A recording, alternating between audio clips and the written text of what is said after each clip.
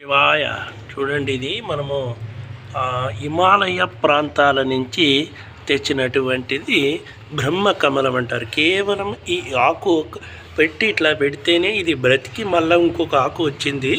ఇలాంటి ఈ బ్రహ్మకమలాన్ని ఎవరైనా సరే చూసినా కానీ పుణ్యమే అని చెప్తూ ఉంటారు. సాక్షాత్తు బ్రహ్మదేవుడి యొక్క పుష్పంగా వస్తుంది. కొన్ని రోజులకు ఒక పువ్వు కూడా వస్తుంది అనమాట. అదే బ్రహ్మకమలము.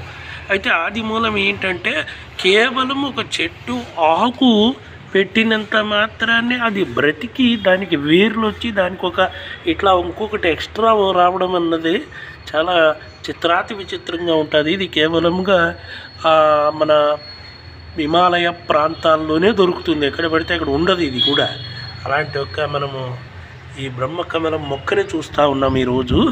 మనం మంచిదండి. శుభం భయాతు. నమ శివాయ నమ.